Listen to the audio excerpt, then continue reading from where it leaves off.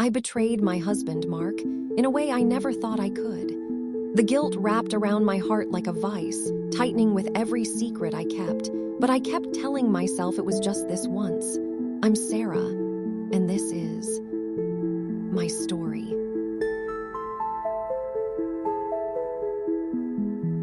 After 5 years of marriage, I found myself standing on the precipice of an affair with James, one of Mark's friends and coworkers. It was a night like any other, the kind that would normally be filled with the comfort of our shared laughter and the warmth of his body beside me. But that night, everything felt different. I remember the way the moonlight poured into our bedroom, casting shadows across the walls as Mark lay sleeping. He always did sleep soundly, his peaceful face giving me a false sense of security.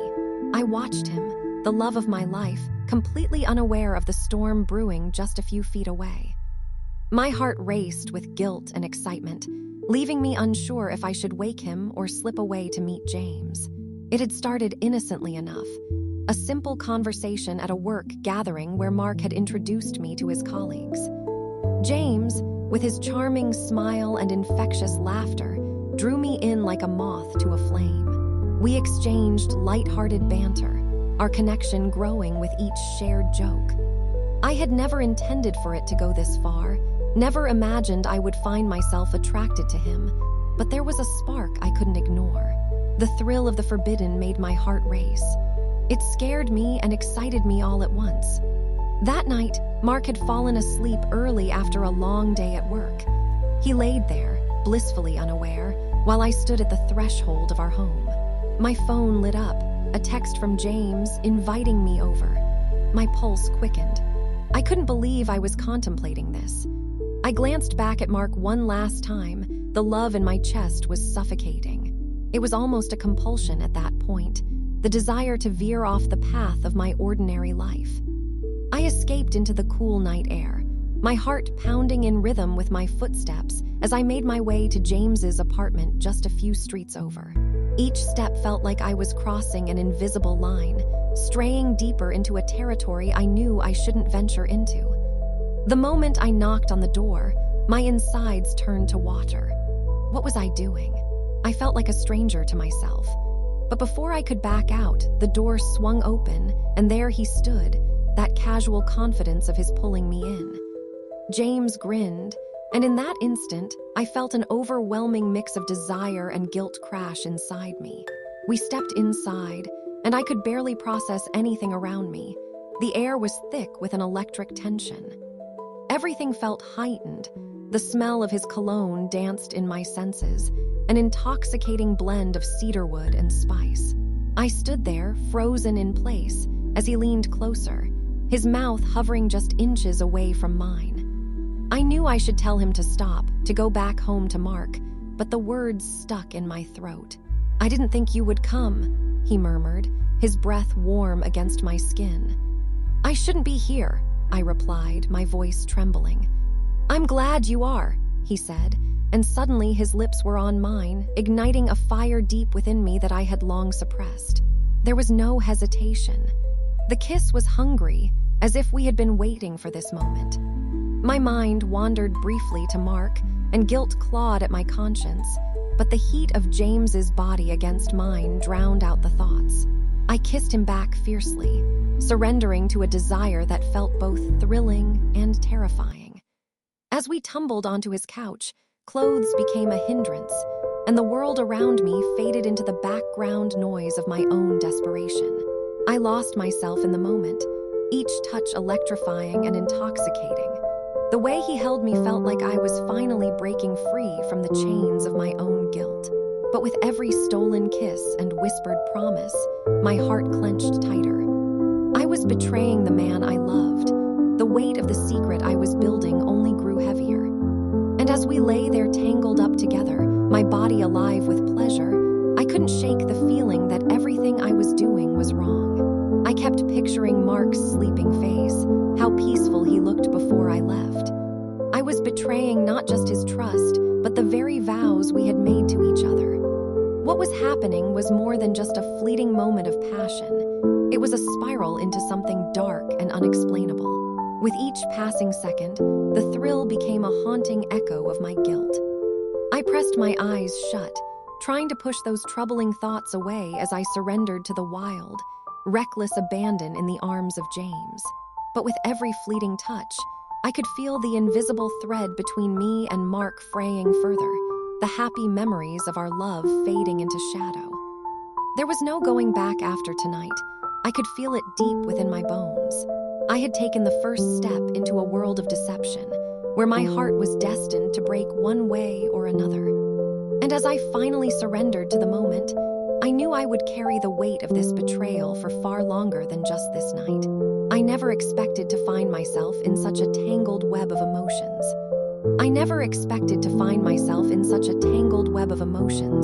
But here I was, waking up the morning after my first betrayal with James. The early sunlight flooded through the window, illuminating the mess of my life as I stared at the ceiling, confusion and guilt swirling in my mind like a storm. Mark lay asleep in the other room, blissfully unaware of what had transpired while he trustingly snored softly, a reminder of the love we once shared. As I slipped out of bed that morning, my heart raced, not from the excitement of my secret affair, but from the suffocating weight of my choices. I stumbled to the bathroom, the cool tile grounding me as I stared into the mirror, needing to confront the woman staring back. My reflection looked like a stranger, hair tousled, eyes shadowed with conflict. How had I become this person? A part of me desperately wanted to reach out to Mark, to tell him everything and beg for forgiveness, but part of me felt exhilarated by the thrill of deceit.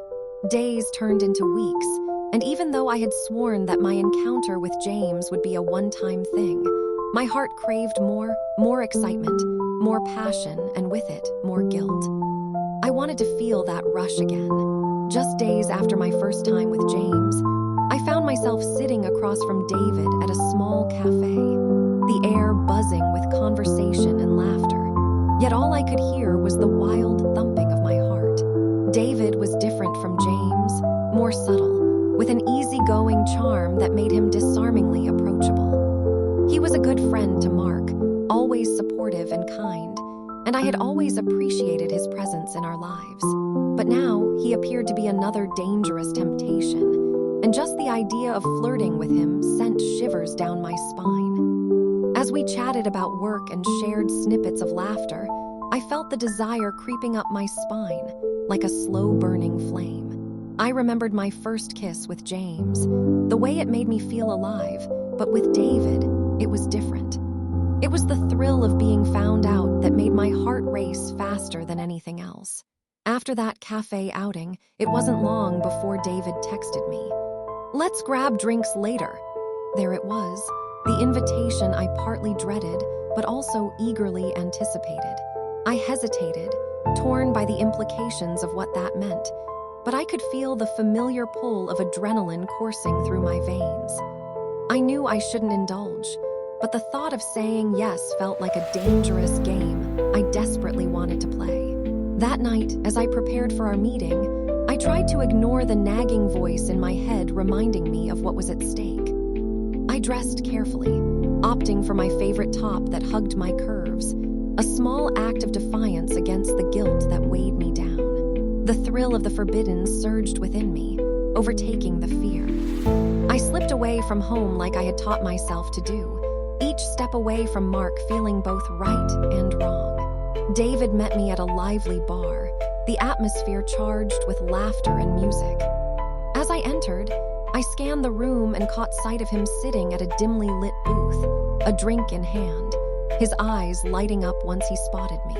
"Wow, you look amazing," he said with a warm smile, and I felt a flush of excitement rush to my cheeks. We talked and laughed like old friends, but every flicker of connection made my heart race wilder. The alcohol flowed freely, loosening my inhibitions and blurring my judgment. I could almost convince myself that what was happening was harmless, that flirting was just a game. But the deeper we sank into conversation, the more I craved his attention, the more I feared the encroaching guilt. Eventually, like a moth to a flame, we found ourselves on the smooth streets outside, the chill of the evening air biting at my skin. There was a moment, an electric pause, before David leaned closer to me, his breath warm against my face, and whispered, "You know, I think we have something special." My heart thundered. Before I could even process what I was doing, I cupped his face and pressed my lips against his. The kiss was intoxicating, sending shivers of delight and guilt coursing through my body. It was everything I had craved since my night with James, but with a wild intensity all its own. The moment spiraled into chaos. I was drowning in a whirlpool of desire, his hands on my waist pulling me closer. Lost in that moment, I forgot about everything. About Mark, our life together, the promises we had made.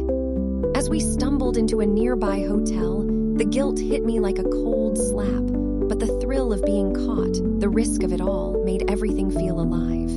With every stolen kiss and every whisper of sweet nothings, I knew I was straying further from the path of redemption. Inside the hotel room, as I felt David's warm hands exploring my body, the walls echoed with my internal battle. The love for my husband battling against the hunger for excitement. Every touch took me deeper into a world of pleasure and guilt. I kept thinking about Mark as we lay there, his face imprinted in my mind, frozen in time. I could see the love shining in his eyes, and it sent waves of shame crashing over me. Yet I clung to David, lost in the allure of the forbidden, attempting to block out the pangs of regret that intensified with each moment. As we finally succumbed to the passion, I closed my eyes, attempting to lose myself within the moment, yet the reality of my actions tethered me back. I took a moment to breathe, realizing that I had crossed another line I didn't know I would break. In my heart, I fought to find solace as I whispered to myself, "Just one more time." But deep down, I knew this wouldn't end well. This would become a cycle that pulled me deeper into the abyss. What had started as a thrill now felt like a cage I was building for myself, from which there would be no escape. The shadows of my choices lengthened, and I felt trapped by my need for both thrill and the man I had once loved unconditionally. And as we lay tangled, a part of me wondered if I was lost to this newfound thrill forever. I have become lost in a storm of betrayal and desire, and the walls are closing in on me. The weight of my choices has become unbearable, yet I continue to spiral deeper into this reckless affair. I woke up that morning in a daze, a tangle of limbs and regret. David lay beside me, a reminder of the night's clandestine pleasures. Yet the morning sun, a bright harbinger of reality, streamed through the window, forcing me to confront my truth once again. How did I let it get this far? I thought I could control it, that it was just a game I could play, but the stakes had risen beyond anything I had imagined. I slipped out of bed and padded silently into the bathroom. I splashed cold water on my face, trying to wash away the shame that clung to me like a second skin. News about my marriage to Mark crept back into my mind, a nagging voice that reminded me of the vows we exchanged. My guilt felt like a heavy cloak wrapped around me, and each time I thought about my husband, I felt a tightness in my chest that was impossible to ignore. That day, I had planned to keep everything under wraps, but the fates had other plans. I scrolled through my phone, my anxiety mounting as I considered my schedule. I had told myself that my feelings for David were casual, but the allure was beginning to turn into something deeper, something dangerously close to attachment. My phone buzzed unexpectedly, and my heart jumped as I saw it was a message from David. "Can't wait to see you tonight." I texted him back casually, but inside, the thrill of anticipation mingled with fear. I needed to figure out where I stood with both David and Mark. The evening arrived, and the sun dipped below the horizon, casting a warm glow over everything. I met David at our usual cafe, where the chatter of patrons served as both a comfort and a distraction. His smile was disarming, and as I settled into my seat, I couldn't help but smile back, allowing myself to feel that fleeting moment of happiness. "Sarah, you've got that glimmer in your eyes." His words were playful, but I felt vulnerable under his gaze. You'd think I would be more cautious, considering everything, but I was hooked on the excitement that accompanied him. "Just enjoying the atmosphere," I replied with an ease that felt almost rehearsed. We laughed and bantered as we often did, but tonight felt different. The atmosphere was thicker with unspoken tension. My heart raced, anticipating what might come next. Later, as we strolled through the park, I caught sight of Emily and Mark in the distance. They were standing close, a relaxed familiarity between them that stung deeply. My heart dropped, feeling as though I had been punched in the gut. Emily had been nothing but kind to me, always treating Mark as if he were family, but seeing them together ignited a raw, furious jealousy I couldn't control. I wanted to scream. "Are you okay?" David asked, concern etched on his face as he noticed my sudden change in mood.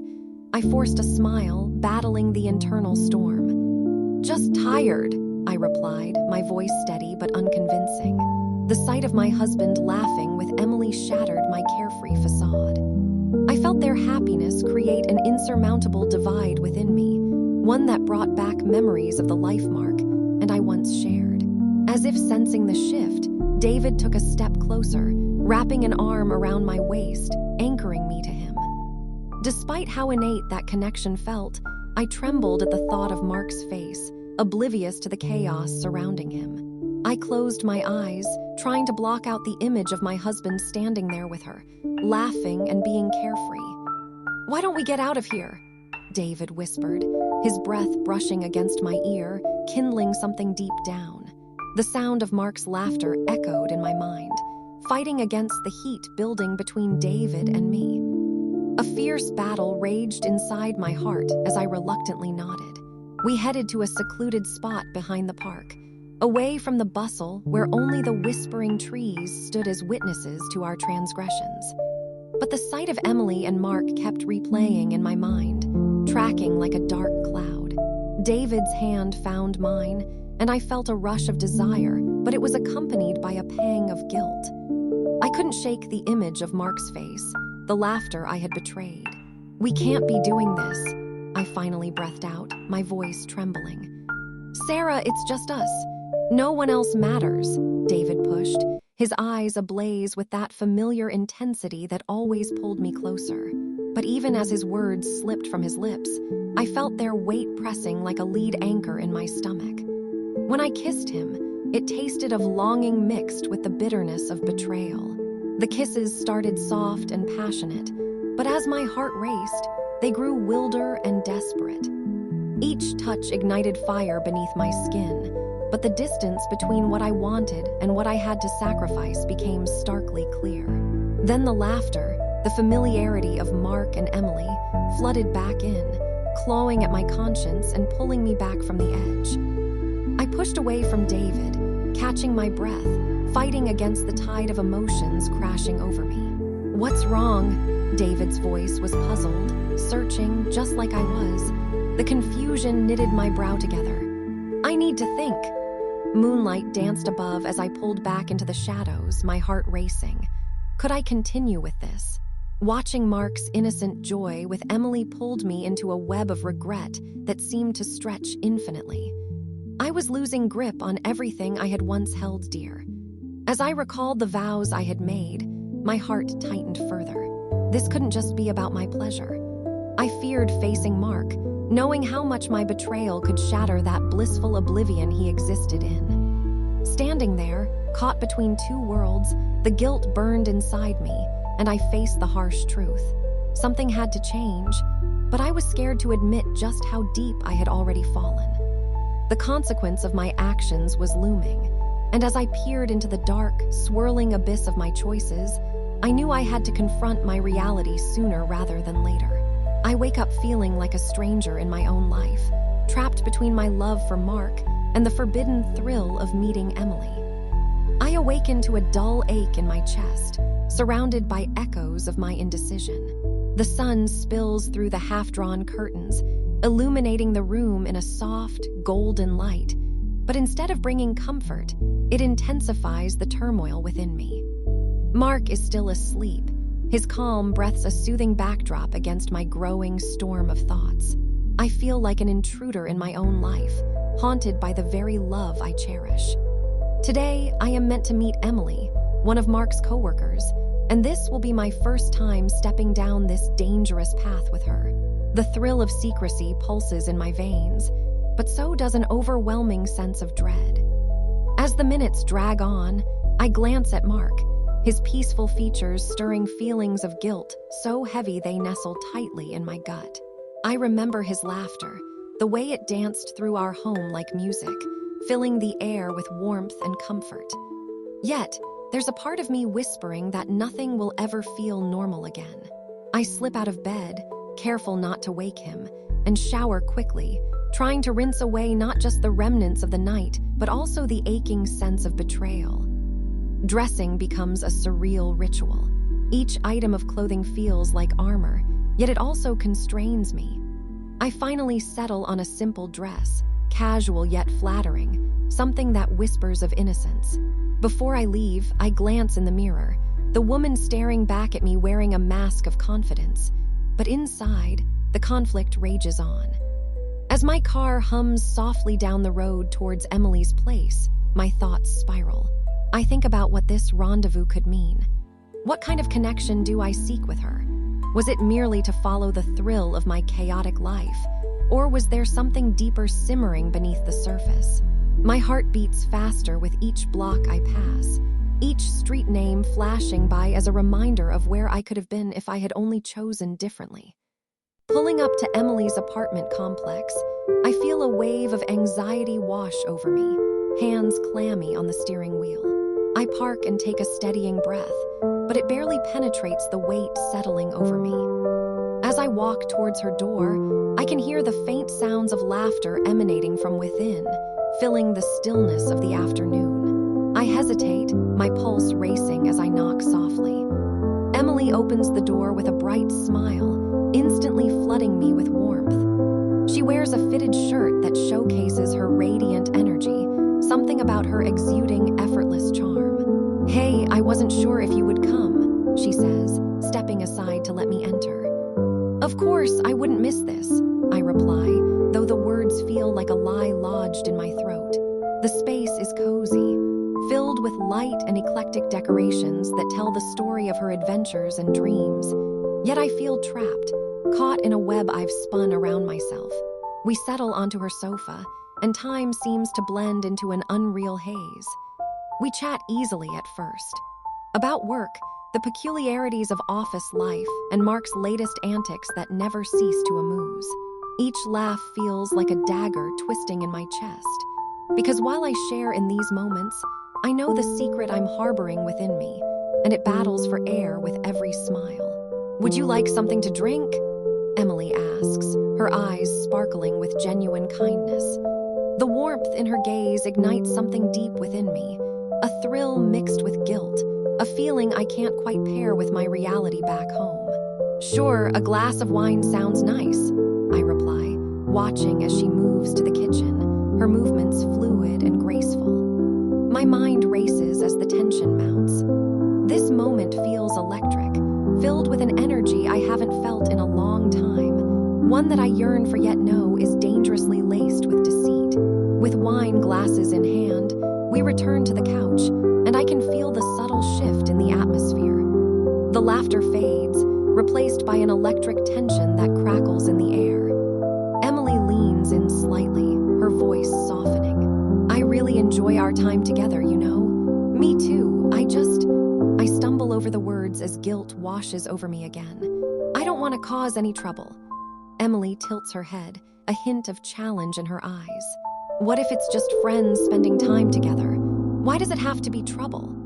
Her words brush against the hidden desires within me, desires I've carefully buried under layers of guilt and fear. But at that moment, her proximity shatters my defenses. The air feels thick, almost suffocating, as our laughter fades into something far more intimate. Before I can think about the gravity of my actions, I lean in closer, our eyes locking in a moment of unsaid promises.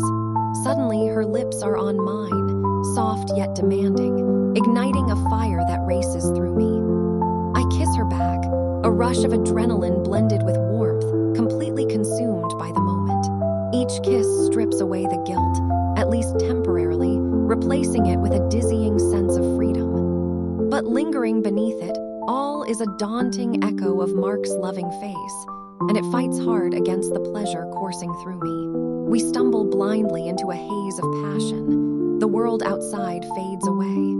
But with every moment, the line blurs between excitement and betrayal, pleasure and guilt. It's exhilarating yet terrifying, this senseless dance on the edge of oblivion. We lay tangled in each other, gasping for breath, and my heart clenches violently at the thought of what I'm jeopardizing. I can visualize Mark's peaceful face, a stark contrast to the chaos swirling within me.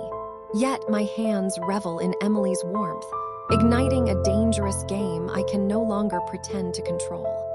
With every touch, the stakes rise, and I'm caught between a forbidden thrill and the crumbling reality of my life. Can I keep myself from losing everything? With every heartbeat, I feel a question growing louder within me. At what point will I lose it all? I begin to realize the depths of my descent all too late, and the only thing I know for sure is that tonight won't be the last of this dangerous game. I betray my husband, Mark, with a reckoning that carries the weight of every lie I've told. Today, my choices come crashing down, forcing me to confront the reality of what I've done. The sun peeks through the creases in the curtains, casting beams of light that illuminate the chaos of my mind. I find myself lying in bed, staring at the ceiling, the events of the past weeks swirling around me like a tempest I can't escape. Mark is still asleep next to me, his features relaxed and peaceful, a sharp contrast to the turmoil within my heart. How did my life turn into this tangled web of deceit and desire? Guilt wraps around me, heavier than any blanket, as the memories of my betrayals claw at my conscience. I feel the weight of my choices more than ever, and today, the reality of it all hits me like a ton of bricks. I slip out of bed carefully, trying not to wake Mark, my heart pounding. Each step I take away from the comfort of our shared space feels like a betrayal, but I can't face him right now. I need air. I need to think.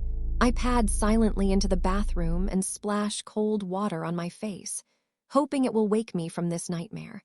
But the reflection looking back at me is still that of a stranger. My hair is a mess, and the faint shadows under my eyes reveal just how badly I have been spiraling. It's hard to reconcile the person I was with the person I've become. I once took pride in being Mark's wife, devoted and loyal, but here I am, entangled in dangerous affairs, crushing the very love I was meant to cherish. As I catch my breath, I try to shake off the guilt and reminders of my past, but the echoes of my decisions are stubborn, refusing to loosen their grip on me. The smell of breakfast wafts from the kitchen, a reminder of the normalcy I have disrupted. I venture in, and there he is, Mark, cooking away, completely oblivious to the storm brewing in my heart. He smiles when he sees me, and that genuine warmth drapes around me like a blanket, making everything feel just a bit more unbearable. "Good morning. Want some pancakes?" he asks, his voice light and cheerful. How can he still be so happy? I nod, unable to voice the turmoil inside. I should be here with him, feeling the warmth of our love, yet all I can think is how I have shattered what we built together. I sit at the table, forcing a smile as he places a plate in front of me, but it tastes like ash. Each bite feels heavy on my tongue, reminding me of the guilt I can't shake, the countless moments I've shared with others while he remains at home, blissfully unaware. As I watch him, laughter ringing out from his lips, the realization crashes over me: Mark deserves better. He deserves a partner who doesn't betray his trust, someone who fights for him rather than giving into the temptations I have succumbed to. "Babe, you okay?" he asks, his brow furrowing in concern as he catches a glimpse of my somber mood. I don't know how to answer him without shattering his world. I want to scream that the guilt of my betrayals is suffocating me, that the weight of my lies is too much to bear. But instead, I look into his eyes and nod, forcing the truth into the back of my mind for just a little longer. As the day unfolds, Every innocent moment between us seems to stretch and unravel in the worst ways. Later, I decide to take a walk to clear my head, hoping the fresh air will provide some clarity. I stroll through the neighborhood, the sun shining brightly, birds chirping cheerfully, but the world feels muted, coated in shades of gray. My mind races with thoughts of James, David, and Emily, the web of deception growing tighter every moment I deny my truth. I can't keep living like this. The power of my guilt is becoming unbearable. At times, I desire that rush, that thrill of the forbidden, but I never wanted it to come at the expense of Mark's love. I stop at the park and sit on a bench, watching the families pass with kids laughing and couples holding hands, reminders of the happiness I am losing. I take out my phone and stare at it, debating whether to send a message to any of them. Maybe David, maybe Emily. No, I've played those games long enough. I need to confront my reality. And with that thought, I scroll to Mark's number, my thumb hovering over the screen as anxiety floods in. A text message won't suffice. It's something I need to say face to face, honestly and openly. But could I bear the pain on his face? My heart races at the thought, but I push myself to breathe through it. I don't know how much longer I can pretend everything is okay. The afternoon sun begins to dip lower, casting long shadows across the park. Time feels fleeting as I head back home. When I walk in, I see Mark on the couch, his features relaxed as he watches a show. He smiles when he sees me, and my heart aches with a profound sense of love and guilt. "Hey, was thinking we could go out for dinner later," he suggests, his warmth wrapping around me like a lifeline. I swallow hard, my pulse quickening. This isn't just about dinner. It's time for a reckoning. I sit down beside him, taking a deep breath as the moment stretches. "Mark, we need to talk," I finally say, my voice trembling slightly as I brace myself for what's to come. His smile falters but remains hopeful. "Okay, what's on your mind?" My heart pounds, each word feeling both liberating and imprisoning. "I've been feeling a lot of things lately, things that I should have told you a long time ago, about us, about the choices I've made." The gravity of my words hangs in the air like an unspoken threat, and I know deep down that this is just the beginning of an emotional fracture I can barely comprehend. Can I ever recover what's been lost? The quiet dread stirs inside me, a stark reminder that honesty comes with a price, and I'm ready to pay it. But for the first time in weeks, despite the fear, I feel a flicker of hope. Maybe it's time to confront the truth, no matter how painful. With that heaviness looming above us, I know that the course of my life is about to change forever. It's a difficult path ahead, but maybe facing the weight of truth is the only way to find redemption.